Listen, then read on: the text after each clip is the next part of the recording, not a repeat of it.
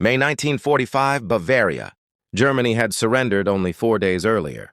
Across southern Germany, the guns had finally fallen silent. But in one small town, another battle was just beginning. It wasn't a battle for territory. It was a battle to decide what peace would look like. An American engineering platoon arrived expecting to clear rubble, repair roads, and prepare buildings for occupation. Instead, one young corporal noticed something nobody else had written in a report. Every morning, more than 20 children gathered in the town square. They weren't playing. They weren't laughing.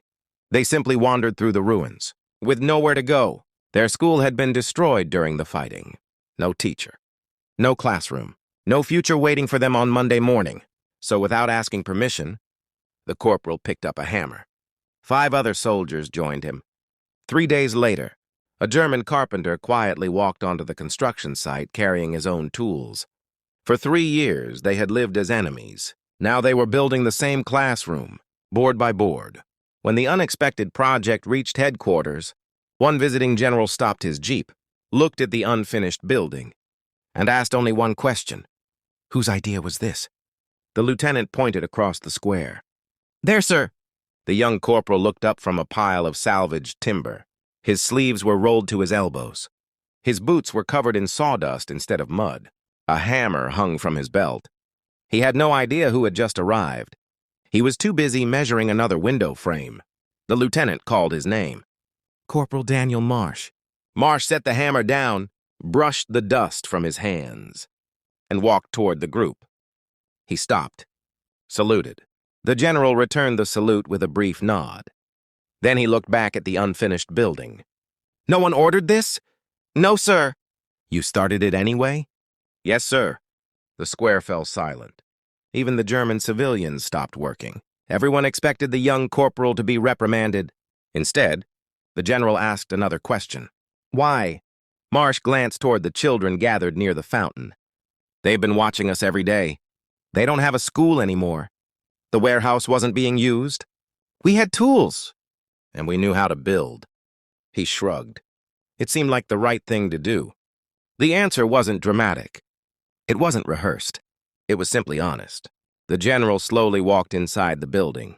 Fresh wooden beams stretched across the ceiling. New window frames stood where shattered walls had been only days before.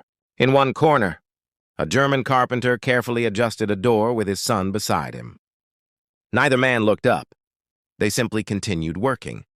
The general watched for several moments.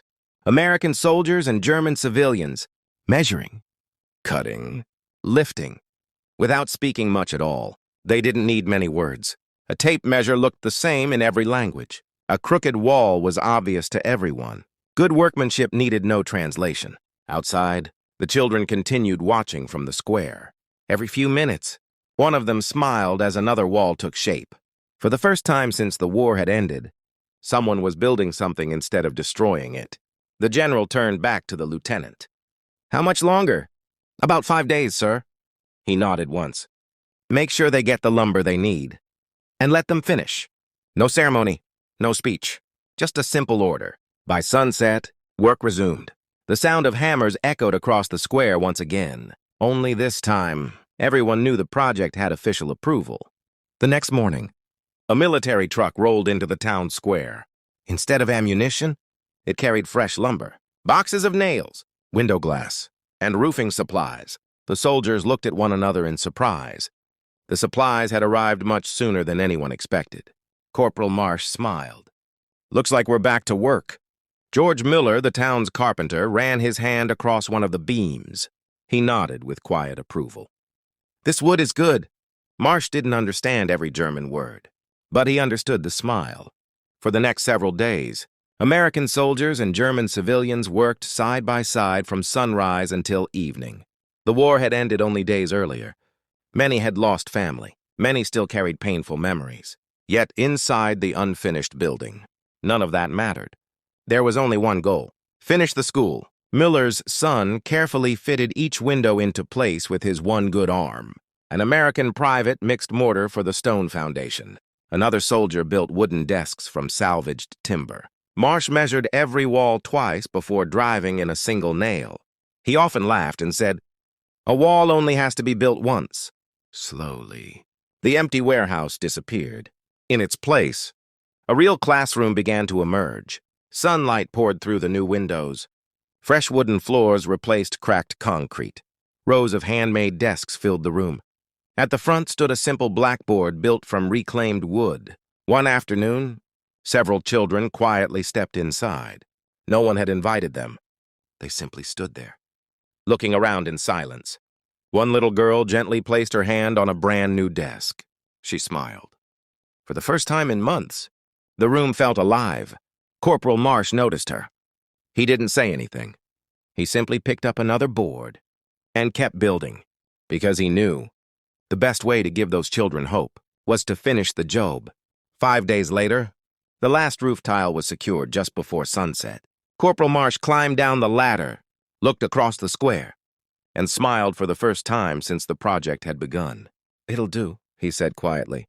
George Miller looked at the building for several long seconds.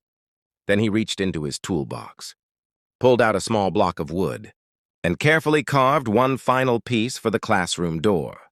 It wasn't necessary. The door already worked. But Miller had spent 40 years believing that every school deserved a proper entrance. When he finished, he handed the wooden piece to Marsh. The corporal examined it. Even without understanding the German words carved into it, he understood the meaning. It simply read, "For the children."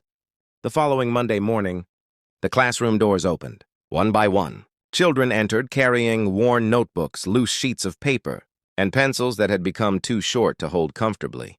Some had never expected to return to school. Others barely remembered what a classroom looked like. Their new teacher smiled as every desk slowly filled. Outside, Marsh and his men stood quietly across the street. None of them went inside. They had built the classroom. Now, it belonged to the children. George Miller stood beside them. No one spoke. There was nothing left to say. The sound drifting through the open windows. Children reading together was all the reward any of them needed. Months later, the American engineers were reassigned. Marsh packed his tools into the same truck that had carried them across Europe. Before leaving, he looked one last time at the little schoolhouse. Children were running through the doorway, laughing. For a moment, the scars of war seemed a little smaller. Years passed. The war became history. Many names were forgotten. Many records disappeared. But the little school remained. Long after the soldiers had returned home, and long after the ruins had been rebuilt, children continued walking through the same wooden doors every morning, not knowing that their classroom had begun with 6 soldiers, a German carpenter, and one simple decision: to build instead of destroy.